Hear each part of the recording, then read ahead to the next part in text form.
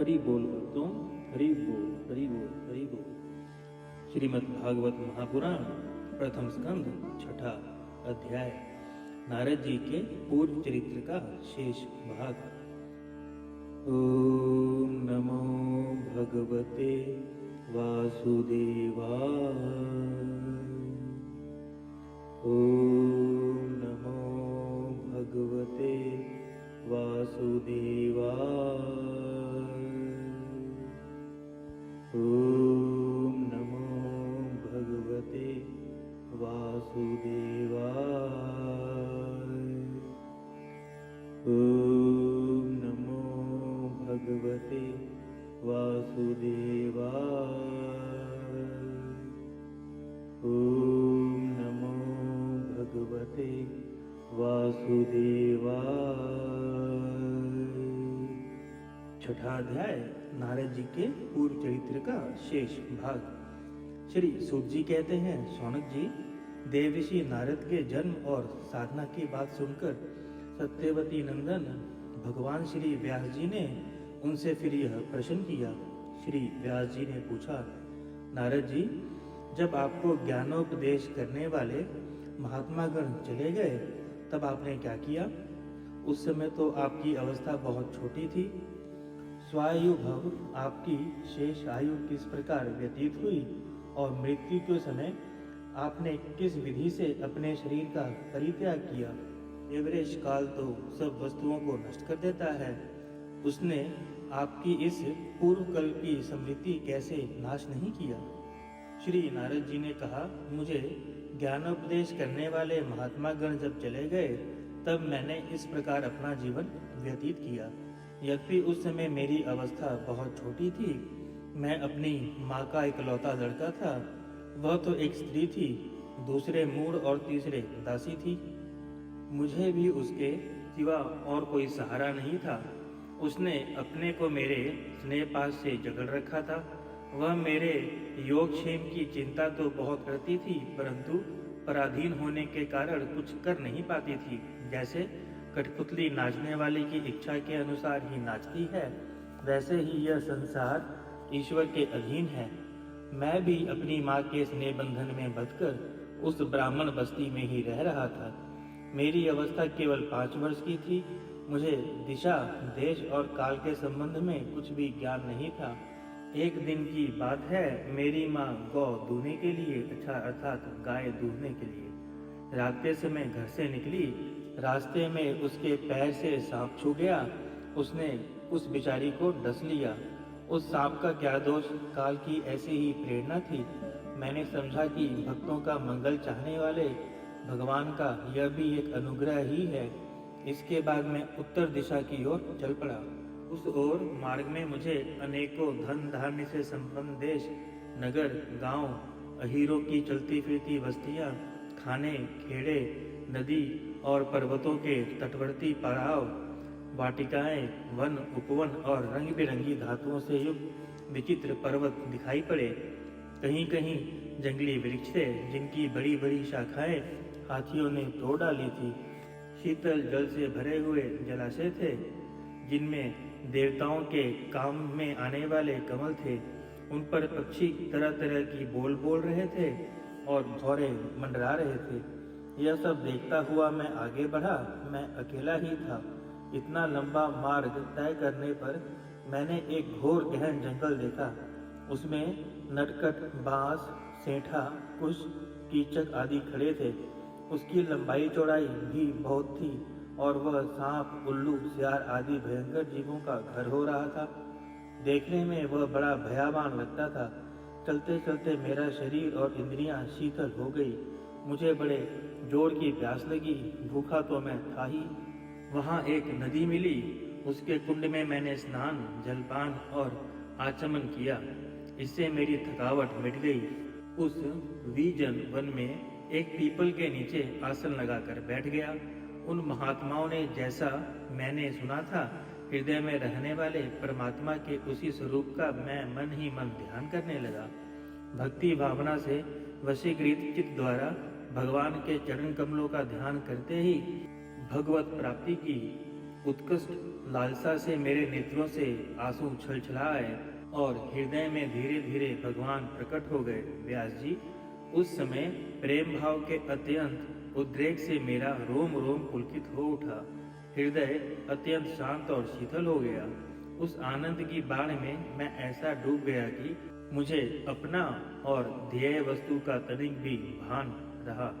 भगवान का वह अनिर्वचनीय रूप समस्त शोकों का नाश करने वाला और मन के लिए अत्यंत लुभावना था। सहसा उसे ना देख मैं बहुत ही विकल हो गया और अनमना सा होकर आसन से उठ खड़ा हुआ। मैंने उस स्वरूप का दर्शन फिर करना चाहा, किंतु मन को हृदय में समाहित करके बार बार दर्शन की चेष्टा करने पर भी मैं उसे देख नहीं सका। मैं अतृप्त के समान आतुर हो उठा। इस प्रकार निर्जन वन में मुझे पर्यटन करते देख स्वयं भगवान ने, जो वाणी के विषय नहीं है, बड़ी गंभीर और मधुर वाणी से मेरे शोक को शांत करते हुए कहा, खेद है कि इस जन्म में तुम मेरा दर्शन नहीं कर सकोगे। जिनकी वासनाएं पूर्णतः शांत नहीं हो गई हैं, उन अधकचरे योगी को मेरा दर्शन अत्यंत दुर्लभ है। निष्पाप बालक, तुम्हारे हृदय में मुझे प्राप्त करने की लालसा जागृत करने के लिए ही मैंने एक बार तुम्हें अपने रूप की झलक दिखलाई है। मुझे प्राप्त करने की आकांक्षा से युक्त साधक धीरे धीरे हृदय की संपूर्ण वासनाओं का भली भांति त्याग कर देता है। अल्पकालीन संत सेवा से ही तुम्हारी चित्तवृत्ति मुझमें स्थिर हो गई है। अब तुम इस प्रकृति मलिन शरीर को छोड़कर मेरे पार्षद हो जाओगे। मुझे प्राप्त करने का तुम्हारा यह दृढ़ निश्चय कभी किसी प्रकार नहीं छूटेगा। समस्त सृष्टि का प्रलय हो जाने पर भी मेरी कृपा से तुम्हारी समृद्धि बनी रहेगी। आकाश के समान अव्यक्त सर्वशक्तिमान महान परमात्मा इतना कहकर चुप हो गए। उनकी इस कृपा का अनुभव करके मैं उन श्रेष्ठों से भी श्रेष्ठतर भगवान को सिर झुकाकर प्रणाम किया। तभी मैं लज्जा से संकोच छोड़कर भगवान के अत्यंत रहस्यमय और मंगलमय मधुर नामों और लीलाओं का कीर्तन और स्मरण करने लगा। सिप्रहा और मदमस्तर मेरे हृदय पहले ही निर्वृत हो चुके थे और अब मैं आनंद काल की प्रतीक्षा करता हुआ पृथ्वी पर विचरने लगा। तो यहाँ आनंद काल हुआ कि शरीर छोड़ने का, ताकि परमात्मा की प्राप्ति हो सके। व्यास जी, इस प्रकार भगवान की कृपा से मेरा हृदय शुद्ध हो गया, आसक्ति मिट गई और मैं श्री कृष्ण का परायण हो गया। कुछ समय बाद जैसे एकाएक बिजली कौंधती है, वैसे ही मेरे समय पर मेरी मृत्यु आ गई। मेरे शुद्ध भगवत पार्षद शरीर प्राप्त होने का अवसर आने पर प्रारब्ध कर्म समाप्त हो जाने के कारण 5 भौतिक शरीर नष्ट हो गए। कल्प के अंत में जिस समय भगवान नारायण एकार्णव अर्थात प्रलयकालीन समुद्र के जल में शयन करते हैं, उस समय उनके हृदय में शयन करने की इच्छा से इस सारी सृष्टि को समेटकर ब्रह्मा जी जब प्रवेश करने लगे, तब उनके श्वास के साथ मैं भी उनके हृदय में प्रवेश कर गया। 1 सहस्त्र चतुर्युगी बीत जाने पर जब ब्रह्मा जागे, तब उन्होंने सृष्टि करने की इच्छा की। उनकी इंद्रियों से मिरिच आदि ऋषियों के साथ मैं भी प्रकट हो गया। तभी से मैं भगवान की कृपा से वैकुंठ आदि में और तीनों लोकों में बाहर और भीतर बिना रोक टोक के विचरण किया करता हूँ। मेरे जीवन का व्रत भगवत जन अखंड रूप से चलता रहता है।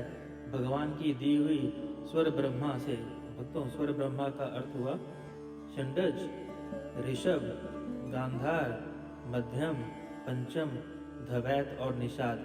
ये 7 स्वर ब्रह्म व्यंजक होने के नाते ही ब्रह्मरूप कहे गए हैं। भगवान की दी हुई स्वर ब्रह्म से विशोभित वीणा पर तान छेड़कर मैं उनकी लीलाओं का गान करता हुआ सारे संसार में विचरता हूँ। जब मैं उनकी लीलाओं का गान करने लगता हूँ, तब वे प्रभु, जिनके चरण कमल समस्त तीर्थों के उद्गम स्थान है और जिनका यशोगान मुझे बहुत ही प्रिय लगता है, बुलाए हुए भांति तुरंत मेरे हृदय में आकर दर्शन देने लगते हैं। जिन लोगों का चित्त निरंतर विषय भोगी कामनाओं से आतुर हो रहा है, उनके लिए भगवान की लीलाओं का कीर्तन संसार सागर के पार जाने का जहाज है।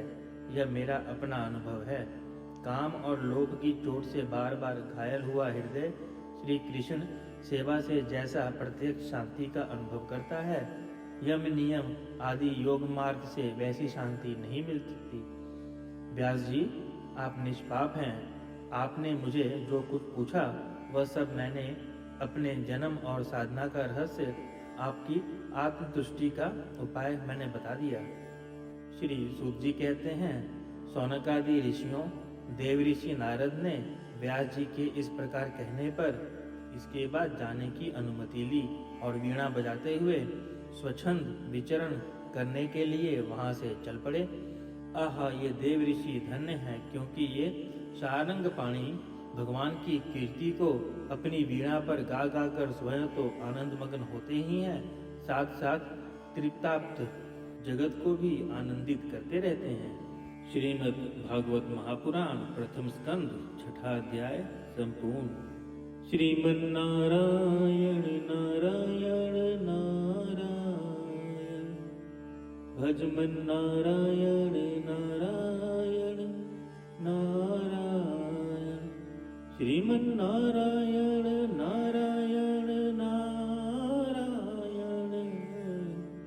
भजमन नारायण